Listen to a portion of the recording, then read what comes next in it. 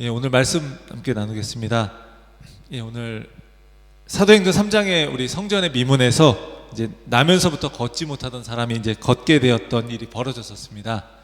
그래서 십자가에서 죽은 예수가 부활하시고 승천하셔서 주와 그리스도가 되셨다라는 것을 보여주는 사건입니다. 우리 지난주일 말씀에서도 우리가 함께 살펴보았던 것처럼 베드로는 이것이 예수 그리스도의 이름으로 일어난 사건이다 라고 하면서 자신을 주목하지 말고 예수 그리스도 그분께 주목하라 이렇게 이야기를 했습니다. 만약 베드로와 요한이 성전 미문에 앉아서 구걸하던 이 사람에게 걸으라고 했는데 아무 일도 일어나지 않았더라면 어떠했을까요? 그러면 예수가 주와 그리스도가 되셨다는 사도들의 메시지는 거짓으로 여겨졌을 겁니다. 이제 그가 일어나서 걸었기 때문에 나사렛 예수가 부활해서 주와 그리스도가 되셨다라는 이 선포는 참된 것이라는 게 증명이 되었습니다. 베드로는 당시 예루살렘 사람들에게 예수 그리스도를 증거했습니다. 복음을 전한 거예요. 그런데 그것을 좋지 않게 생각한 사람들도 있었습니다. 예수님을 죽였던 당시의 종교 지도자들이었습니다. 그들이 베드로와 요한을 잡아서 이제 재판을 하는 장면이 오늘의 이야기입니다. 이 사건은요, 의미가 있습니다. 이제 막 교회가 시작되어서 복음이 전파되는데 고난의 폭풍이 밀려오는 겁니다. 그렇지만 고난이 교회를 무너뜨릴 수는 없었습니다. 박해가 복음의 전파를 가로막을 수는 없었습니다. 여전히 우리 예수 그리스도 그 이름을 증거하기를 멈추지 않았던 이 사도들은요, 복음의 참된 증인들이었습니다. 오늘 본문에서 베드로와 요한이 공회에서 신문을 받는 이 장면, 재판받는 이 장면을요, 이렇게 한번 정리해 볼 수 있습니다. 종교 지도자들이 그들을 가두었으나 그들이 전한 복음을 가둘 수는 없었습니다. 그러니까 가둘 수 없는 복음의 내용은요, 또 구원을 위해서 예수 그리스도 외에 다른 이름은 없다라는 겁니다. 이것을 전하는 사도들은 종교 권력자들의 위협에도 불구하고 보고 들은 것을 말하지 않을 수 없다라고 담대하게 말했습니다. 한번 정리해 볼까요? 복음은 가둘 수 없다, 다른 이름은 없다, 말하지 않을 수 없다. 이렇게 정리할 수 있습니다. 각각의 내용을 우리가 함께 살펴보면서요, 고난 속에서도 멈추지 않는 이 복음의 능력을 깨닫게 되기를 원합니다. 첫째로요, 사도들을 가두었으나 복음을 가둘 수 없었습니다. 오늘 본문은 사도행전에서 나오는 최초의 박해의 장면입니다. 성전 미문에서 나오면서 한 번도 걷지 못했던 이 사람이 일어나서 걸었고, 베드로 사도는 그가 그렇게 일어난 이유가 예수 그리스도의 이름의 능력으로 인한 기적이다라고 표현했습니다. 그렇게 설교했습니다. 이렇게 예수 그리스도의 이름을 증거하는 사도들을 잡아 가둔 사람들이 있습니다. 종교 지도자들이 그렇게 하고 있어요. 성전에 관한 일과 예배에 대한 책임을 맡고 있는 제사장들, 그리고 성전 맡은 자들, 이들은 이제 성전 경비대장이라고 할 수 있는 사람입니다. 그리고 사두개인들입니다. 사두개인들은요, 특징이 있는데 부활을 믿지 않는 사람들입니다. 이들이 베드로와 요한 이 두 사도들을 잡아 가둔 이유가 무엇입니까? 2절은 이렇게 이야기해요. 예수 안에 죽은 자의 부활이 있다고 백성을 가르치고 전함을 싫어하여, 이렇게 이야기합니다. 이것 때문에 사도들을 잡아 가두었어요.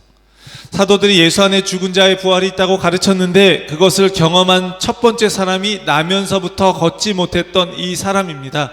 그것이 그가 예수 그리스도의 이름으로 이제 기적을 경험했어요. 근데 그는 예수 그리스도를 이제 만난 겁니다. 이것이 바로 부활하신 예수 그리스도 안에서 모든 자가 다시 살아날 것임을 보여주는 거예요. 나면서부터 걷지 못했던 이 사람은요, 육신은 살아있지만 영혼은 죽은 사람과 같았습니다. 그런 그가 예수 그리스도의 이름의 능력으로 일어나서 걷고 뛰면서 또 성전에 들어가서 하나님을 찬양했습니다. 그는 예수 그리스도를 통해서 부활을 경험한 거예요. 이제 살아난 거예요. 이것이요, 예수님이 우리 가운데 찾아오실 때 일어나는 일이기도 합니다. 예수 그리스도를 믿음으로 구원받은 사람은 어떤 일이 벌어지나요? 우리 여러분, 어떤 일이 벌어지죠? 죽었던 영혼이 살아나고 구원받은 기쁨과 감격에 하나님을 예배하게 되는 겁니다. 그런데 예수 그리스도가 부활하신 것을 분명히 보여주는 이 기적이 일어났는데도 유대 종교 지도자들은 인정하기가 싫은 겁니다. 복음을 증거하는 사도들을 박해했습니다. 왜 이렇게 했을까요? 그것은요, 베드로와 요한 사도가 자신들이 십자가에 못 박아 죽인 예수님을 부활하신 그리스도라고 전하고 다녔기 때문입니다. 이것이 계속해서 퍼져나가게 되면 자신들의 기득권이 위협받게 될 거예요. 그들은 그것을 원하지 않았고 사도들을 핍박하기 시작했습니다. 이처럼 당시 초대교회가 복음으로 세워지고 나서 박해가 있었습니다. 박해는 그들의 일상이었습니다. 교회를 향한 박해가 끈질기게 계속되었고요. 성도들은 그때마다 믿음으로 버티고 이겨냈습니다. 예수님께서도 이미 자신을 따르는 제자들에게 고난이 있을 것이다 이렇게 말씀하셨습니다. 이전에 그런 예수님의 말씀을 들었을 때 베드로는 어떻게 했습니까? 주님과 함께 죽음의 자리까지 함께 하겠다고 자신 있게 말했지만 예수님을 부인하고 말았습니다. 그랬던 그가 지금 늦게나마 그 약속을 지키고 있는 겁니다. 사도들이 갇혔습니다. 하지만 그것이 끝이 아니었습니다. 복음을 전하는 사도들, 이들을 가둘 수는 있었지만 복음까지는 가둘 수 없었습니다. 오히려 박해와 고난으로 인해서 복음은 더욱더 강력하게 전파될 수 있었습니다. 그게 가능한 이유는 무엇입니까? 복음이 전파되는 것은 사도들의 말이나 그 능력에 달린 게 아니었기 때문입니다. 복음이 선포되고 듣는 사람 마음에 전달되어서 역사를 일으키는 것은요, 사람의 말의 전달력이나 논리에 달려있지 않습니다. 그것은요, 성령님의 역사입니다. 어떤 일이 일어났습니까? 4절이에요. 말씀을 들은 사람 중에 믿는 자가 많으니 남자의 수가 약 5천이나 되었더라. 사도들은 갇혔지만 복음의 역사는 계속해서 일어나고 있었습니다. 남자만 5천 명이 되는 사람들이 믿었다고 합니다. 당시 여자와 어린아이는 숫자에 포함시키지 않았었으니까 실제적으로는요, 더 많은 수가 믿었던 겁니다. 그들이 믿은 것은 말씀을 들었기 때문이에요. 말씀을 들은 결과 믿게 되었습니다. 말씀을 들을 때 믿음이 생겨난 겁니다. 말씀을 전하는 사람은 갇혔지만 복음의 말씀은 가둘 수가 없었고 그로 인해 풍성한 열매가 맺혔습니다. 말씀이 선포되면요, 거기서부터 성령께서 역사하시기 때문입니다. 겉으로 볼 때요, 종교 지도자들이 사도들을 핍박하는 것처럼 보이지만 우리 영적인 의미로 바라보면 사단이 복음이 전해지는 것을 막고자 하는 겁니다. 교회가 세워질 때마다 사단은 그것을 막으려고 합니다. 복음의 역사가 있는 곳에서는요, 사단의 방해가 끊이지 않았습니다. 그렇지만 교회는 고난과 핍박에 부딪히면서 성장했습니다. 고난이 오히려 교회를 성장하게 하고 예수 그리스도의 복음을 증거하는 기회로 사용되었습니다. 사도들이 고난받고 갇혀도 복음은 매이지 않고 더욱 널리 퍼져나갔습니다. 그것이 바로 교회의 역사입니다. 사랑하는 성도 여러분, 복음을 전하는 사람은 갇혀도요, 복음은 갇히지 않습니다. 사단이 정치 권력을 통해서 아무리 박해를 해도 오히려 그것은 복음이 확장되는 계기가 되었습니다. 이렇게 하나님은 인간의 생각을 뛰어넘어서 일하십니다. 오늘 말씀을 통해서 복음은 가둘 수 없다는 것을 깊이 깨닫고 우리가 어려움이 있어도 복음이 전파되고 예수 그리스도의 이름을 나타내는 데 귀하게 쓰임받을 수 있기를 주의 이름으로 간절히 축원합니다. 둘째로요, 예수 그리스도의 이름, 예수 그리스도가 아닌 구원의 다른 이름은 없다라는 겁니다. 이튿날이 되어서 재판이 열립니다. 관리들과 장로들과 서기관들이 예루살렘에 모였습니다. 산헤드린 공의회가 열린 거예요. 이제 그림을 보면요, 이게 이제 유대인들의 최고 의결기관으로서 유대인들의 공동체 안에서 중요한 사법기관, 사법적인 문제, 종교적인 문제를 다루기 위해서 모이는 거예요. 성전의 단면도인데 그 어디에 위치하는가를 이제 보여주고 있습니다. 여기 보면 붉은색 표시로 되어 있죠. 그래서 붉은색 표시로 되어 있는 이 부분, 여기 헤롯 성전에 마련된 이 특별 회의실에 이제 열리는 거예요. 거기서 열리는 거예요. 근데 이 공회 정규 회원 정규 모임, 이 산헤드린 공의의 이 그림인데, 산헤드린이란 말은요, 함께 둘러앉다라는 의미가 있습니다. 함께 둘러앉다. 중요한 사람들이 이 회의를 통해서 함께 둘러앉아서 중요한 결의를 하는 거예요. 함께 둘러앉아 있는 모습이잖아요. 좀 더 이걸 글씨를 좀 확대했는데요, 그림과 같이 대제사장이 이제 가운데 있고요, 그 대제사장을 중심으로 해서 반원 모양으로 이렇게 자석이 구성되어 있어요. 반원 모양으로 되어 있죠. 그래서 양쪽에 35명씩 있는 거예요.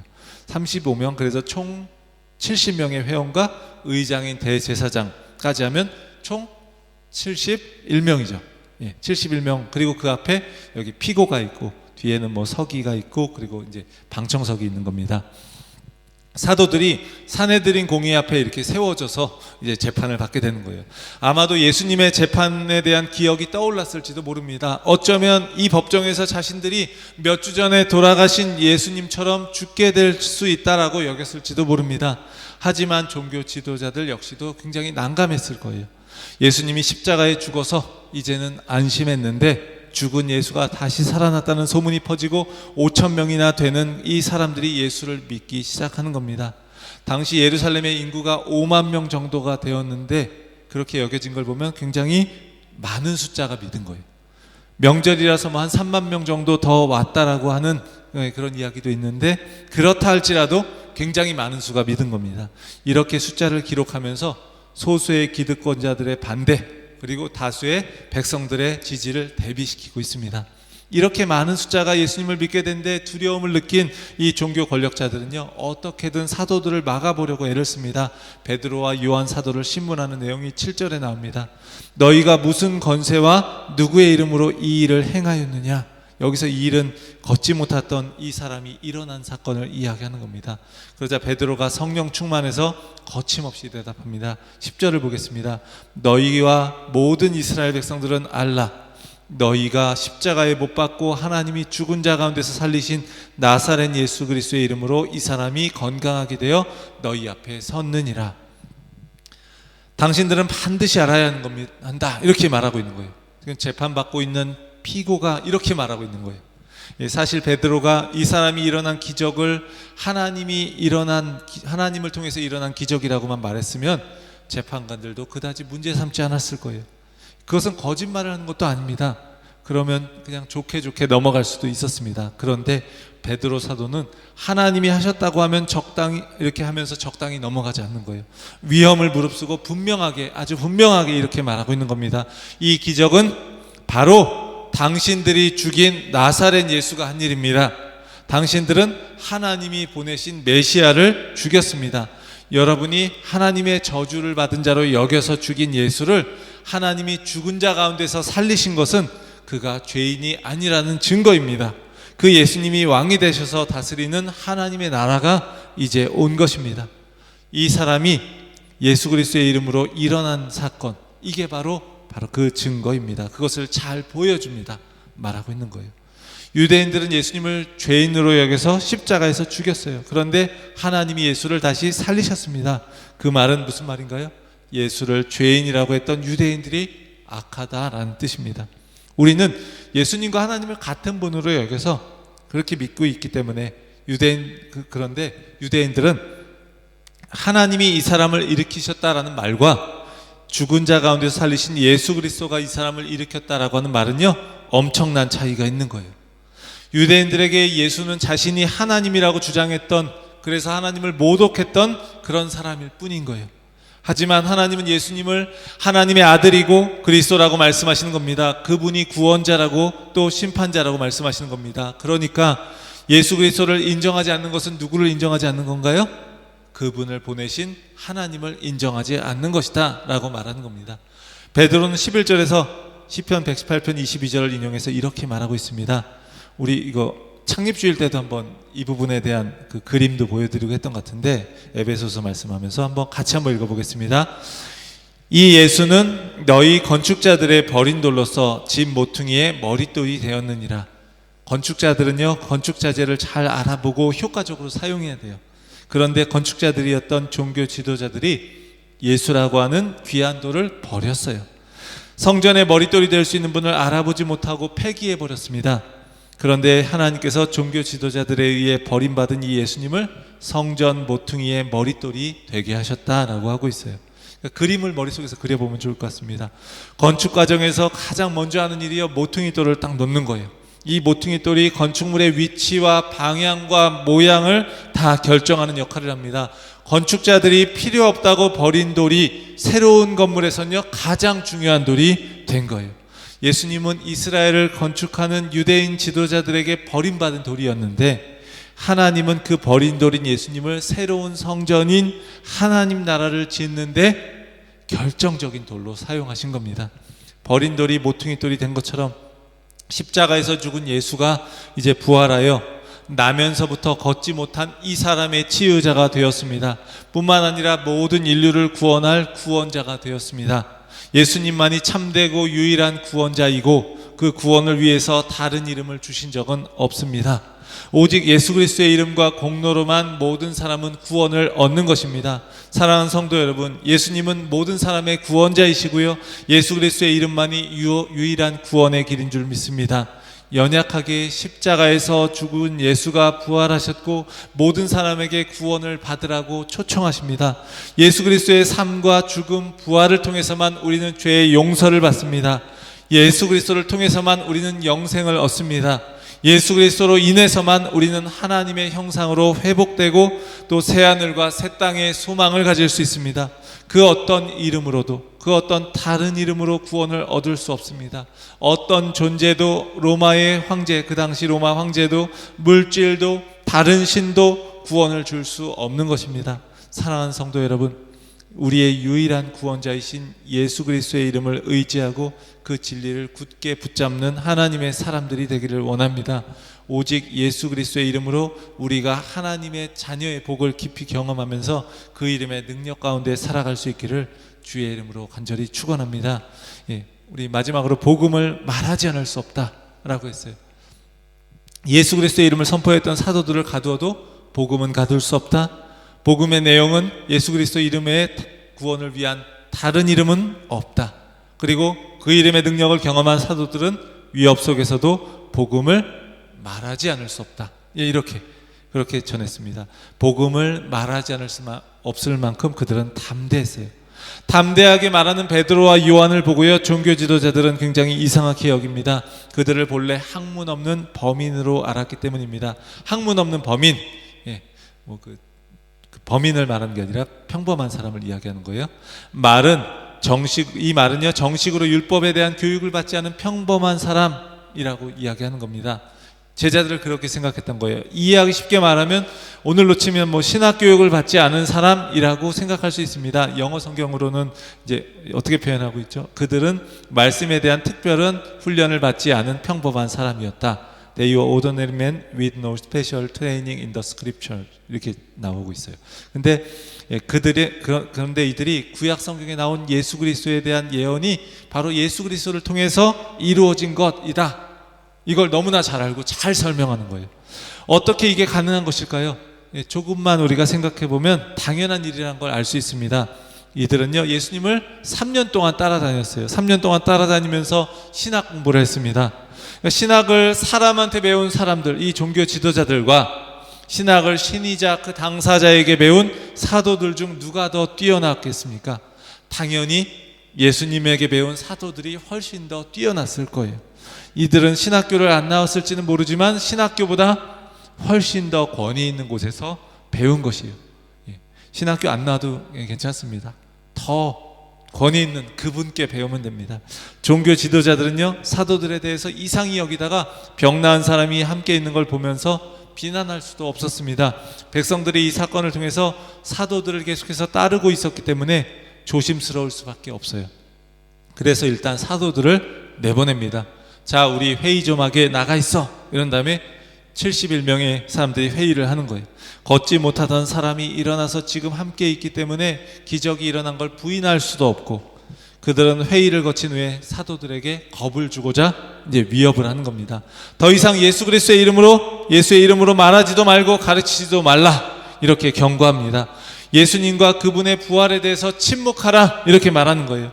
그들이 할 수 있는 것은요, 이것뿐입니다. 이처럼 세상이 할 수 있는 방법은요, 우리에게 위협해서 겁을 주는 것뿐이에요. 우리를 어떻게 할 수 없어요. 이들의 경고에 대해서 베드로와 요한은 어떻게 대답하고 있나요? 19절 20절에서 이렇게 이야기합니다. 우리 이것도 같이 한번 읽어보겠습니다. 하나님 앞에서 너희의 말을 듣는 것이 하나님의 말씀을 듣는 것보다 옳은가 판단하라. 우리는 보고 들은 것을 말하지 않을 수 없다. 사도들은요, 그들의 위협을 두려워하지 않고 담대하게 하나님 말씀에 순종했어요. 이게 어떻게 가능한가요? 그것은 바로 그들이 정말로 두려워해야 할 분이 누구인지 알았기 때문입니다. 그들은 하나님을 경외했기 때문에 권력의 위협에도 두려워하지 않고 담대할 수 있었던 것입니다. 담대함의 비결은 무엇인가 하면 바로 하나님을 경외하는 겁니다. 담대함의 비결이 뭐라고요? 하나님을 경외하는 것. 반면에 공회원들은 어떻습니까? 그들은 분명한 기적을 보았음에도 그들은 사도행전 22장 37절에서 우리가 보았던 것처럼, 복음을 들은 사람들이 반응했던 것처럼 우리가 어찌할꼬 이렇게 하지 않고 이 16절과 같이 이 사람들을 어떻게 할까 이렇게 반응해요. 그들은 자신들의 기득권을 잃어버릴까 봐 두려워했고 사도들을 위협했습니다. 그들에게 가장 중요했던 것은 바로 자신들의 생존이었습니다. 한국에서 그때도 한번 말씀드린 적이 있는데, 이분에 대해서 한국의 프로야구 감독으로 많은 업적을 남겼던 이 김성근 감독님이요, 인생은 순간이다라는 책을 썼는데 이런 이야기를 해요. 나는 살아남기 위해 일을 하지 않았다. 그는 생존을 위해서 야구를 하지 않았기 때문에 언제나 당당했고 자기만의 야구를 펼칠 수 있었다라고 해요. 우리 직장에서 우리 그러기가 참 쉽지 않죠. 생존을 위해서 야구를 하지 않았기 때문에 늘 당당했고 자기 야구를 펼쳤고, 그로 인해서 때로는 자신의 야구에 개입하는 그 구단과 마찰을 빚기도 하고, 그래서 수없이 쫓겨나기도 했다고 해요. 하지만 그는 생존을 위해서 야구를 했다면 위에서 하는 말에 흔들리고 옆에서 하는 말에 흔들려서 자기의 뜻을 펼치지 못했을 거라고 이렇게 이야기를 합니다. 그리고 야구에 대한 그런 그의 마인드가요, 어디 가서나 인정을 받는 거예요. 그를 싫어하는 사람은 많이 있을 수 있지만 그는 대단한 사람이라고 항상 인정하는, 많은 사람들이 인정하고 있어요. 공회 앞에 선 사도들 역시도요, 생존보다 하나님의 일을 더 중요하게 여겼기 때문에 위협 가운데서도 당당할 수 있고 담대할 수 있었어요. 만약 하나님 아닌 다른 것을 두려워하게 되면 우리는 그것에 매여 살 수밖에 없습니다. 예를 들어서 돈이 없어지는 것이 두려우면요, 우리는 다른 사람들과 함께 그것을 나누며 살기가 어려워질 겁니다. 미래가 어떻게 될지 굉장히 두려워하게 되면요, 다른 사람들을 위해서 시간을 내고 나의 것을 희생하는 게 힘들 것입니다. 하나님의 말씀에 순종하지 못하는 커다란 이유 중 하나는요, 바로 두려움입니다. 베드로와 요한은 위협 앞에서도 담대했습니다. 하나님이 내 편이신데 너희들이 아무리 위협해도 두렵지 않아, 이렇게 말하는 거예요. 우리도 마찬가지입니다. 우리 한번 옆에 분들과 함께 이야기해 보셨으면 좋겠어요. 하나님이 내 편이야. 정말 그렇게 믿으십니까? 예수 그리스도께서 나를 위해 죽으셨고 부활하시고 승천하셔서 지금도 온 세상을 다스리고 계십니다. 나를 위해 생명까지 주신 그분이여, 우리를 위해서 무엇을 아끼시겠습니까? 나를 사랑하시고 함께 하시는 그분이 계시기 때문에 우리는요, 어떠한 상황 가운데서도 담대할 수 있습니다. 하나님을 진정으로 경외하시기를 바랍니다. 그럴 때 우리는요, 다른 것을 두려워하지 않고요, 세상 속에서 참되고 의미 있는 삶을 살아갈 수 있을 줄 믿습니다. 사랑하는 성도 여러분, 고난 중에서도 복음은 멈추지 않습니다. 복음을 전하는 사람을 가두어도 복음은 가둘 수 없습니다. 예수 그리스도 외에 다른 구원의 이름을 주신 적이 없습니다. 예수 그리스도의 이름, 복음을 경험했다면 우리는 말하지 않을 수 없습니다. 오늘 이 시간 고난 중에도 멈추지 않는 이 복음의 능력, 이것을 누리고요, 예수 그리스도의 사랑과 돌보심을 신뢰하면서 살아가는 복된 삶이 되기를 주의 이름으로 축원합니다. 우리 이 시간 함께 찬양하기 원합니다. 오늘 말씀처럼요, 복음은 가둘 수 없고 예수 그리스도의 이름 외에 다른 이름은 없습니다. 그리고 보고 들은 것을 우리는 말하지 않을 수 없습니다.